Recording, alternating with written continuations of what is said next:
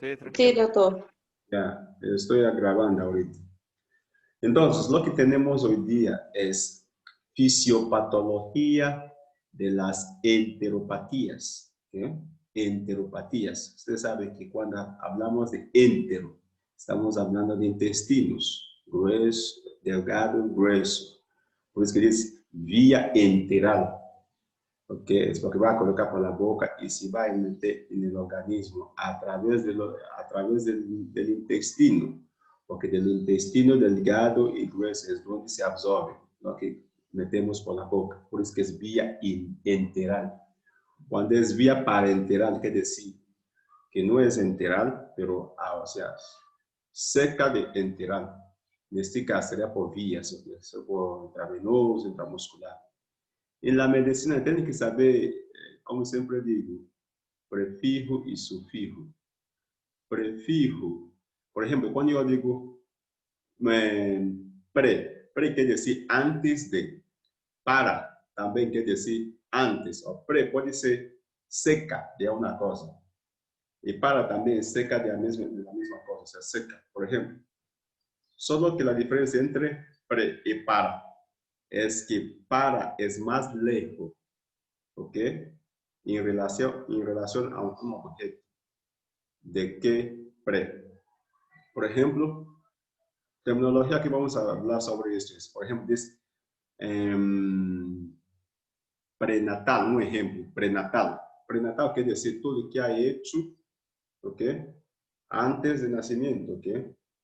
Tenemos también peri, cuando está cerca del nacimiento, peri, tanto antes como después del nacimiento. Ahorita para quiere decir cerca de algo, pero medio más distante que peri, ¿ok? Só para que entiendan. Entonces, para enterar quiere decir por la boca. Entonces, si yo digo enteropatías, estoy hablando de patologías a nivel del intestino, ¿ok? Entonces, las patologías a nivel del intestino, ¿qué nos corresponden? Nos vamos a clasificarlo en cuatro grandes grupos. Cuatro grandes grupos, que son patologías diarreicas, ¿ok? Patologías o enfermedades inflamatorias intestinales, ¿ok? Enfermedades inflamatorias intestinales. A veces puedo hablar que es enfermedad inflamatoria intestinal no infeccioso, ¿ok? Porque la síndrome diarreica la mayoría son infecciosos, ¿ok? Pero diarrea en primer lugar y enfermedades inflamatorias intestinales en segundo lugar, donde vamos a abarcar dos patologías dentro de esto, que se llama enfermedad de Crohn y colitis ulcerosa, ¿ok? Y la tercera es enfermedad diverticular. La enfermedad diverticular, vamos a hablar sobre diverticulitis, ¿ok? Diverticulosis y divertículo, enfermedad diverticular propiamente dicho, que es por obstrucción, ¿ok? Está hablando. Vamos a hablarlo en relación al intestino delgado y intestino grueso. Y la última es síndrome de colon irritable. Son 4 subtítulos que vamos a abarcar en este tema. Hoy día solo vamos a hablar, esta clase yo lo voy a dividir en 3. ¿Okay? Primero, hoy día vamos a avanzar diarreas.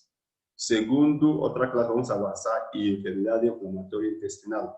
Y la última va a ser tanto enfermedad diverticular como síndrome de colon irritable, porque son muy pocos. ¿Ok? Entonces, hoy día no vamos a tocar diarreas.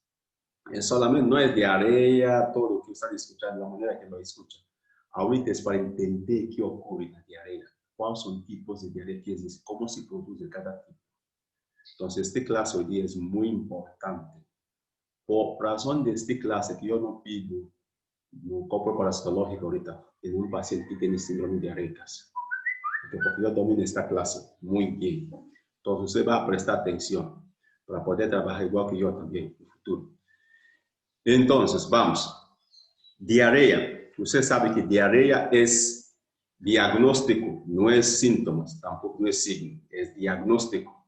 ¿Cuál es el equivalente de diarrea en relación a signos y síntomas? El equivalente sería deposiciones líquidas, Entonces, un paciente viene a decir, doctor, he tenido diarrea. Diarrea es tan común en los pacientes que ellos ya saben qué significa. Pero diarrea y fiebre, ¿ok? Ellos ya saben qué significa. Pero cuando nos relata que tiene fiebre, nos vamos a colocar que alzas térmicas no cuantificadas, porque tocó y sintió fiebre y sintió calor. Cualquier sensación de calor que no lo medió con termómetro, nos relatamos como alzas térmicas. Solo cuando lo mide con termómetro, puede decir que es fiebre. ¿Ok? Así también ocurre en diarrea. Que viene y dice, doctor, he tenido diarrea. Otro dice, doctor, yo estaba diarreando hace 3 días atrás. Entonces, nos vamos a colocarlo en anamnesis como deposiciones líquidas. ¿Ok? Porque diarrea es diagnóstico. ¿Ok? Entonces, diarrea. ¿Qué es diarrea? ¿Ok? Deposiciones líquidas aumentadas. Puede ser diarrea. ¿Ok? Deposiciones líquidas aumentadas. Tiene que estar aumentado en volumen, en frecuencia, con disminución de la consistencia de las heces. Ahí vamos a decir que esta persona tiene deposiciones líquidas que vamos a diagnosticar como síndrome diarreicas agudas o crónica. Cuando decimos que es aguda o crónica, cuando ese cuadro diarreicas está en menos de, o sea, el paciente lo tiene en menos de 2 semanas, es cuadro agudo. Cuando es de 2 semanas a 4, hasta más de 4 semanas, no, en menos de 2 semanas, agudo. Entre 2 semanas y 4 semanas, subagudo. Y más de 4 semanas es crónica. ¿Ok? Así me olvidé de hablar en otro grupo, lo voy a hablar ahorita. ¿Ok? Entonces tenemos diarrea agudo, subagudo y crónica. ¿Ok? Es muy importante. Entonces, para que tengamos diarrea, me pueden interrumpir cuando tienen duda, ¿ok? Para que tengamos diarrea, porque estamos queriendo entender el núcleo de fisiopatología, cómo que ocurre. Para que tengamos diarrea, va a haber 3 áreas que va a estar alterando en ese tránsito de introducción de bolo alimenticio, peristaltismo variable, mezcla, digestión, para que sea absorbido. Entonces, necesita fisiología o sea, que bolo alimenticio tiene que pasar. Va a haber 4 alteraciones de esa fisiología normal para que tengamos diarrea. ¿Cuáles son? Primero, alteración de la motilidad, alteración de peristaltismo. Sabiendo que cuando el peristaltismo aumenta, tenemos ¿qué? Diarrea. Cuando el peristaltismo está muy bajo, ya muy menor, ya no está produciendo, tenemos estreñimiento. ¿Ok? Entonces va a haber alteración de la secreción de jugo pancreático, de toda secreción que ocurre en el tubo digestivo, especialmente los que vienen de los anexos. Pero la más importante es jugo secreción estomacal, el ácido clorhídrico del estómago. ¿Okay? Entonces, si hay alteración de esa secreción, puede llevar a diarrea. Vamos a hablar sobre eso, vamos a entender cómo ocurre en el futuro. Y alteración de la digestión. Si no digiere bien, también podemos provocar diarrea con esto. Y último, sería alteración de la absorción. Si tenemos la alteración de la absorción de la comida, también nos puede llevar diarrea. Todo eso vamos a entenderlo ahorita. Pero antes de avanzar, yo quiero que usted sepa, como estaba diciendo, que la posición diarrea no es un diagnóstico, no es un signo, tampoco no es síntomas, pero es un diagnóstico. Ahorita vamos a hablar qué es signos, definición o concepto de signos, y cuál es el concepto de síntomas. ¿Ok? Para que hablamos de esto, siempre tienen que definir esos 2 criterios en relación al médico. O sea, lo que el paciente presenta en relación al médico. ¿Qué es signo? Signos son hallazgos objetivos. Está viendo, objetivo quiere decir, yo estoy viendo, lo puedo tocar, tanto yo como paciente. ¿Ok? Hallazgos objetivos de un paciente a su médico. ¿Okay? Más para un paciente a su médico. ¿Okay? A mí, esos hallazgos tienen que ser objetivos para mí, como doctor, para que yo diga que es un signo. El paciente también lo puede sentir, lo puede tocar igual que yo. Cuando los síntomas son hallazgos subjetivos de un paciente a su médico. ¿Qué quiere decir subjetivo? Doctor no lo siente, solo el paciente lo siente. ¿Ok? Eso llamamos como síntomas. Ejemplo de síntomas, por ejemplo. Si dice que tiene cefalea, dolor de cabeza, yo no lo siento, él nomás siente. ¿Ok? Síntomas. Signos. Si me dice que tiene ronchas en su piel, tipo urticaria, cuadro alérgico, él lo está viendo, puede estar tocando y ve que hay levantamiento, sobre levantamiento en la piel, ¿okay? En forma de grano. Y yo también lo estoy viendo, lo puedo tocar. Es un signo. ¿Okay? Y hay una manifestación clínica que puede ser signos, tanto signos como síntomas. Lo consideramos como signos, como síntomas. ¿Cuál es? Fiebre. Paciente lo siente. Paciente, el doctor también lo siente. Si lo toco, voy a sentir que su cuerpo está caliente. Entonces, fiebre o aumento de temperatura se considera como signos y síntomas. ¿Okay? Vale la pena recordarlo porque vaya que lo pregunto. Ok, entonces, para que tengamos diarrea, he dicho, va a haber alteración a nivel de la motilidad, secreción, digestión y absorción del componente que hemos comido a nivel del intestino. ¿Ok? Y porque son enteropatías, entonces, si tenemos diarrea es porque el problema ocurre mayormente a nivel del intestino. Claro, hay otras causas que podrían provocar diarrea que no es a nivel del intestino, que no es causa intestinal, pero la causa intestinal es casi 90% de las causas de diarrea. Ok. ¿Cuáles otras causas de la diarrea fuera del intestino? Puede ser patología a nivel de estómago, ¿okay? Patología a nivel de páncreas, patología biliares o enfermedades autoinmunes. Patología de estómago, pancreático y vías biliares está relacionada con ausencia de secreción de sus jugos pancreático, ácido clorhídrico del estómago y bilis de patología biliar, o sea, de bilis, ¿okay? de vías biliares. Porque cuando esas secreciones ayudan para la digestión, y si no hay buena digestión, no hay absorción. Y si no hay absorción, ¿ok? Ellos pueden acumular ya en la luz del intestino, absorbe agua, ¿ok? Cuando absorbe agua, puede provocar diarrea. ¿En qué caso puede provocar diarrea? Cuando absorbe agua desde el intestino hacia la luz intestinal, va a distender la pared de la luz intestinal, o sea, va a distender el intestino. A distender el intestino reacciona contrayéndose, ¿ok? Porque para que haya peristaltismo, ¿ok? Lo que ocurre, hay raíz nerviosa para que tengamos peristaltismo a través de inhalación parasimpática, de plexo mientérica, de nervio vago, ¿ok? Eso lo comanda por el autismo. Contrae y quien relaja son raíces espinales raíces espinales, ¿no? Aquí ven de médula espinal, que esas raíces hacen inervación simpática a nivel del tracto digestivo, tubo digestivo. Porque mientras parasimpática, el nervio vago lo contrae, ellos lo relajan. Por eso tenemos peristaltismo, o lo contrario, lo relaja. Con eso, el bolo alimenticio transporta desde la boca, esófago, hasta ano. ¿Ok? Eso es lo que ocurre más o menos.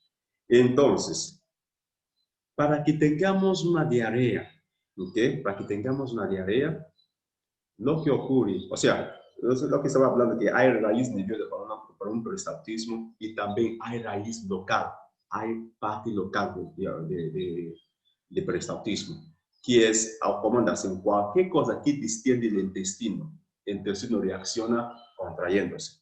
La verdad es nerviosa, ¿ok? Pero es una reacción que ocurre al inmediato. Usted sabe que neurona, cuando salen fibras nerviosas, ¿no ve? Cuando sale del cerebro, tiene tres segmentos. Hay uno primero que se llama primer neurona, o sea, primero neurona, primer motoneurona, segundo motoneurona y tercer motoneurona. Tercer motoneurona está relacionado con vísceras, ¿ok? En este caso, los intestinos, ¿ok? Entonces, cuando sale información que distiende ese intestino, esa información tiene que transportarse hacia el cerebro para que el cerebro manda su respuesta que viene abajo. Pero cuando esa información está ocurriendo continuamente, o sea, continuando, lo que ocurre es que los tercer motoneuronas no necesitan transportar toda la información al cerebro. Solamente ellos reciben, de ahí más impulso para contraer, bueno, ¿okay? Lo distiende en vez de transportar al cerebro, ahí nomás vuelve atrás para producir contracción. Entonces son parte local. Por eso que cuando dice cualquier cosa que distiende el intestino reacciona contrayéndose. Y también favorece el peristaltismo. ¿Ok? Esa parte vamos a entender. Aquí. Entonces, yo voy a desglosar un poco sobre la motilidad. ¿Okay? La motilidad, vamos a hablar sobre la motilidad. Entonces, si peristaltismo está mal, ¿okay? Si peristaltismo está mal, podemos tener diarrea. ¿Okay? Por ejemplo, ¿en qué caso peristaltismo puede estar mal? Son una paciente que tiene diabetes mellitus, ¿okay? Especialmente cuando diabetes mellitus ha causado gastroparesia. ¿Qué quiere decir gastroparesia? Usted sabe que diabetes mellitus tiene complicación a largo plazo, complicación crónica que conocemos como, uno de ellos la conocemos como neuropatía diabética. Entonces, quiere decir que vasos nerviosos, vaso sanguíneo pequeño que nutre nervio, está tapado con azúcar. Con esto no llega la sangre. Al no llegar la sangre, el nervio muere. Cuando el nervio muere, empieza a manifestarse. ¿Okay? Si fuera un nervio que comanda movimiento, ese movimiento va a estar alterado. Puede estar bien exagerado en el inicio, queriendo, porque está irritado, queriendo producir más peristaltismo en caso de lesión mientérica que ahora.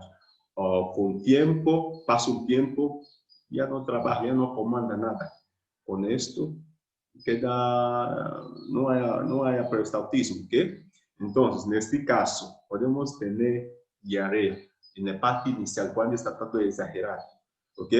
El correspondiente de esa parte inicial exagerada, cuando estamos hablando de nervio muscular, nervio que comanda el movimiento muscular, el correspondiente en nervio sensitivo es cuando tenemos parestesia. Parestesia quiere decir sensación de hormigueo. Es decir, sensación de hormigueo empieza con tiempo anestesia totalmente. La persona no siente cuando hay daño a nivel de nervio sensitivo. Pero cuando es daño a nivel de nervio motor, la primera reacción que corresponde a parestesia sería aumento, exageración del trabajo que ese nervio hacía antes. Con tiempo se apaga y no comanda, no mueve más nada. ¿Okay?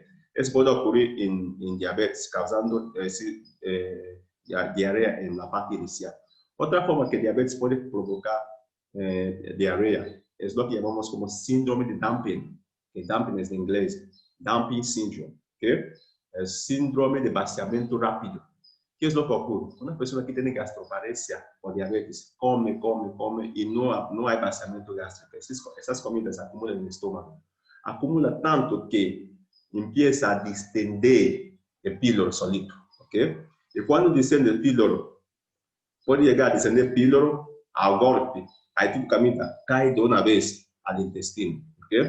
Cuando cae una vez al intestino, lo que ocurre es que va a distender el intestino rápido y el intestino reacciona por efecto local de tercer mundo de neuronas contrayendo. Con esto, esas cosas expulsan, provocan un tipo de diarrea. Y otra cosa, esas comidas que caen de inmediato no pueden ser absorbidas porque el quimo formado en el estómago tendría que gotear en el intestino de poco a poco para que el jugo pancreático lleno de bicarbonato viene y cambie ese pH de ácido a alcalino, o por lo menos un pH a secando natural, ¿ok? Para que pueda ser absorbido. Si el paciente tiene gastroparesia, no, ese movimiento de expulsión y retropulsión de mezcla tampoco no está formado. Entonces, lo que ocurre es que va a entrar componente bien concentrado a nivel del intestino. Y eso también va a aumentar por dos modos a nivel del intestino y va a chupar agua de la mucosa intestinal, que esa agua viene de la sangre o la vascularización de las venas, de las arterias mesentéricas. Entonces lo va a chupar, aumenta más agua en el intestino, extiende luz intestinal y provoca peristaltismo, ¿okay? A través de raíz local. Con esto podemos tener esa diarrea. Y no solamente chupa esta agua chupa agua dentro de los intestinos, también chupa electrolitos. Los electrolitos también, la sangre tiene electrolitos. Entonces, es decir, vena mesentérica aquí chupaba la comida que hemos comido. Usted sabe que venas mesentéricas superior e inferior, juntas con vena esplénica, formaba vena porta. Es decir, vena porta entraba, llevaba la comida hacia hígado. La hígado metaboliza, digiere y después a través de venas prepáticas meterlo en la circulación, ¿ok? De sí mismas venas, que esa es la luz intestinal, esas venas perfora, ¿cierto? Más o menos así. Perfora la luz intestinal para absorber, ¿ok? Entonces, en sí mismo ven aquí, si hay concentración aumentada en la luz intestinal, ¿ok? Que el componente no está digerido, también lo chupa. Y otra cosa que ellos chupan mucho es potasio. A chupar potasio cae en la sangre y potasio ayuda para la relajación de músculos, ¿ok? Y eso ocurre que eso hace que contracción a nivel del intestino, que está comandando por causa va a ocurrir, pero no hay potasio para chupar, relajarlo. Eso también produce un tipo de obstrucción intestinal, ¿ok? Y eso también puede ocurrir. Entonces, lo que ocurre es, o sea, lo que he dicho es lo que ocurre he hablado sobre la motilidad, he hablado sobre la absorción suficiente, porque si hay diarrea, o sea, cuando esas comidas están dentro del intestino, tampoco no se absorbe, porque va a provocar diarrea, va a provocar antiperistaltismo. Y también voy a hablar sobre secreción, ¿okay? La alteración de la secreción. La alteración de la secreción es así. Cualquier componente que puede, cuando llega a nivel del intestino, provoca la secreción de agua del intestino hacia luz intestinal. ¿Cuál sería esto? Algunas bacterias que producen toxina, que nos infectan. Por ejemplo, Escherichia coli, enterotoxígeno. Entonces, sus toxinas vienen a actuar o acoplar en el receptor de proteína G de nuestro intestino. ¿Okay? Ese receptor de proteína G nos vemos, está más abundante en el fondo de criptas de Lieberkühn. ¿Qué quiere decir criptas de Lieberkühn? Es una estructura histológica que existe entre dos vellosidades intestinales, ¿ok? Entonces, entre dos vellosidades intestinales está en forma de escotadura. En el fondo de vellosidades intestinales tenemos cripta de Lieberkühn. O sea, el fondo de dos vellosidades forma lo que llamamos como criptas de Lieberkühn, el intestino, ¿ok? Ahí en el fondo hay receptor de proteína G. Cuando toxina de bacteria, por ejemplo, bacteria que puede habitar en el intestino delgado, actúa allá, lo que ellos hacen es, ese receptor activa segunda mensajera, que quiere decir en la pared en la membrana basal de la mucosa de nuestro intestino. Con esto, ese segundo mensajero, que se llama AMP cíclico, medía el ingreso de agua desde la mucosa, ¿okay? Desde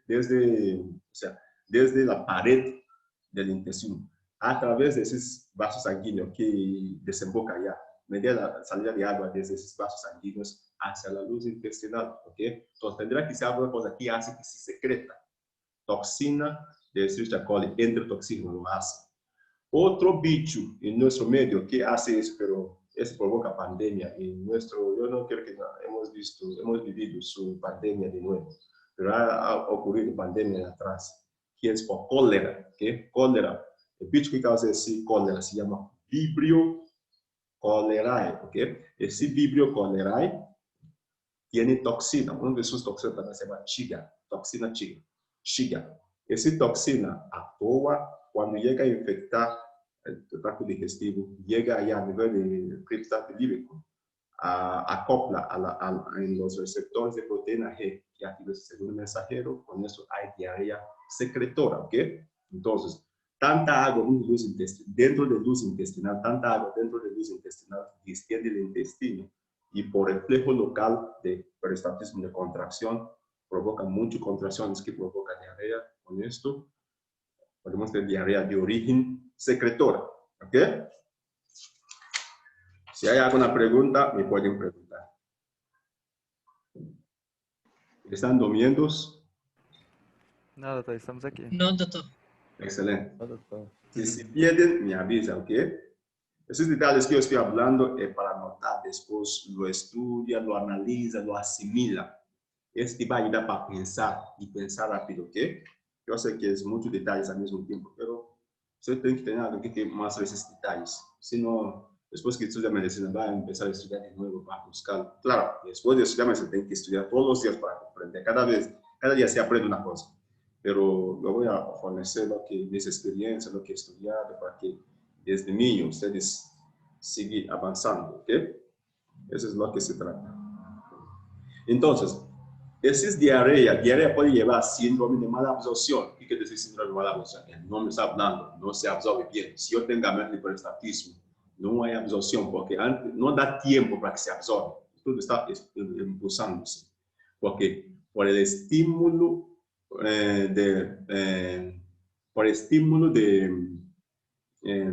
estímulo parasimpática, cuando está normal, absorbemos la comida. Ese estímulo parasimpático aquí viene de las raíces espinales. Ustedes saben que tenemos 12 pares craneales y 31 pares espinales. Esos pares espinales que yo estoy hablando producen o provocan inhibición simpática a los intestinos. Por eso, el hiperestatismo hacen dar tiempo para que se absorbe la comida en el intestino. ¿Okay? Y cuando ese estímulo parasimpático de raíces espinales exagera, va a enlentecer tanto que vamos a entrar en estreñimiento. ¿Okay? Es importante saber. Y otra cosa que yo quiero recalcar aquí, mira, el plexo mientérico de Auerbach y el plexo de Mexley conforman sistema nervioso entérico. ¿Okay? Só que el plexo mientérico tiene así, todos son inervación parasimpática del nervio vago. Esse plexo mientérico, esse plexo de Mexley, o sea, existe desde vago, o sea, transcurre todo tracto digestivo. Entonces, cualquier nivel de tracto digestivo hasta ano, tenemos plexo de Mexley. Y su función es donde hay que secretar algo, él lo secreta. Cuando mucosa gástrica necesita secretar ácido, lo secreta. También tiene inervación rama con el hígado. Con esto, cuando el hígado va a secretar, también ayuda para que el hígado vierte su secreción de jugo pancreático. ¿Ok? No es el hígado, páncreas, ¿ok? Entonces, todo lo que tiene a ver con secreción, plexo de Mexley hace esto. Pero plexo mientérico de Auerbach, él solamente llega hasta intestino delgado. En el intestino delgado, hasta allá funciona. Peristaltismo, desde el intestino delgado hasta todo el colon, ¿okay? Desde todo el colon hacia ano, o sea, desde el colon hacia ano. Ya no es plexo mientérico de Auerbach que lo comanda, ese peristaltismo. ¿Quién lo comanda? Plexo sacro. Ahí el plexo sacro empieza. ¿Ok? Plexo sacro, no se olvide. Ok, entonces, esta clase va a terminar en algunos minutos y vamos a volver a ingresar al mismo link si termina. Ahorita, dentro de las causas de diarrea de origen intestinal, vamos a hablar de causa infecciosa. La causa infecciosa es mucho en nuestro medio. Por eso yo quiero que usted presta muy bien atención, porque vamos a hablar cosas que te va a ayudar mucho. ¿Okay? De la infección, tenemos los 4 infecciones que pueden causar diarrea. ¿Cuáles son? Infección por virus, infección por bacteria, infección bacteriana y infección por hongo. ¿Ok? Vamos. Infección por virus, siempre que causa diarrea, siempre aumenta la temperatura. ¿Okay? Si yo tengo un paciente con cuadro diarreico, primera cosa que pregunta, ¿tiene fiebre o no tiene fiebre? Porque si tiene fiebre, puede ser virus o bacteria. Los demás no eleva temperatura. Entonces, si tiene fiebre, yo voy a pensar en virus y bacteria. Y de allá también voy a buscar la diferencia que existe entre infección diarreicas o virus, infección diarreicas o bacteriana para diferenciar. Eso me ayuda a no pedir poco parasitológico, ni exámenes de rutina para diarrea, un programa completo. Solo cuando lo pido, cuando yo he tratado con mi clínica y no funciona. Recién pido ese examen para saber si estoy equivocado, qué está pasando. ¿Ok? Entonces, si fuera virus, yo voy a hablar de sus características. Virus aumenta temperatura, ¿ok? Hay fiebre y temperatura. Y la diarrea por virus es más frecuente en los niños, ¿ok? Y esos niños tienen antecedente de faringitis aguda. Faringitis aguda. Usted sabe que a partir de 3 años para adelante, que recién va a decir que es faringamidalitis. Antes de 3 años, no, el niño no tiene amígdala, ¿okay? Entonces solo faringitis, no se equivocan, ¿ok? Entonces, el niño tiene que tener faringitis. Y la causa de faringitis más frecuente en nuestro medio son virus. Entonces, se supone que el virus, el niño, como no puede sacar la tos, toda secreción de la garganta lo degluta. Se supone que el virus, o sea, el niño degluta todo virus que se encuentra en su orofaringe, ¿ok? Nasoorofaringe, lo degluta, porque no sabe sacar, ¿ok? Puede salir un poquito, rinorrea, pero todo que entra a su garganta lo degluta. Y cuando ese virus llega hasta el estómago, debería morir en el estómago, porque el estómago tiene acidez, pero no mueren, o por lo menos se muere, no muere mucho. ¿Por qué? Porque el estómago del niño ya no está tan capaz, no produce suficiente ácido bueno como para matar ese virus. ¿Ok? Entonces el virus, la mayoría va a morir por alguna secreción ácida que el estómago secreta, pero no es igual que el adulto. Entonces, si ese virus logra pasar y llegar a nivel del intestino, infecta el intestino, ¿ok? Y provoca diarrea en ese lugar, ¿ok? Si logra pasar el intestino delgado y llega al intestino grueso, también provoca diarrea en ese lugar. Por eso vamos a estudiar, vamos a saber la diferencia entre diarrea que ocurre en el hábitat del intestino delgado y otro diarrea que ocurre en el hábitat del intestino grueso. Pero primero vamos a terminar aquí ahorita, ¿ok? Entonces, si el niño tiene antecedente de faringitis unos 2 o 3 días atrás, o junto con ese faringitis está teniendo diarrea. Entonces, se supone que ese virus allá logró pasar el deglutir, o sea, el niño deglutió ese virus, cantidad mayor de ese virus, y esos virus consiguieron desviar, pasar o escapar de la acidez de glucosa gástrica de ese bebé y llegar al intestino, o tanto intestino delgado como intestino grueso. Pero el virus no llega a cruzar el intestino grueso, solo hasta el intestino delgado.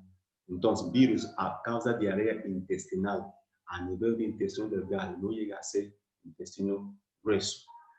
Entonces, con esto ya sabemos si es por virus. Entonces, en los niños, y esos niños tienen antecedentes de faringitis antes, ¿ok? O durante el cuadro. Y otra cosa, a veces esos niños no tienen vacuna contra rotavirus, ¿ok? Se pregunta, a veces no le toca rotavirus, porque rotavirus, si vacunamos el rotavirus a un niño a partir de 4 a 6 meses. 4 meses, primera dosis, 6 meses, otro mes, otra mitad de la vacuna. Entonces, si fuera antes de 4 meses, ya te habla que debe ser por rotavirus, ¿ok? O que olvidó su vacuna, son pacientes que no tienen familiar que se cuida mucho con ellos. Ya te habla, ya te mejora, pues, es por rotavirus, ¿ok? Y el virus afecta intestino delgado, guardando esos detalles, ¿ok? Si termina, vamos a ingresar de nuevo, ¿ok? Entonces, diarrea por bacteria. Otro componente, agente infeccioso que eleva la temperatura. Entonces, si yo tengo diarrea por intestino delgado, por bacteria, va a haber temperatura, va a haber fiebre. ¿Ok? Entonces, vamos a hablar de la diferencia entre esos. ¿Ok?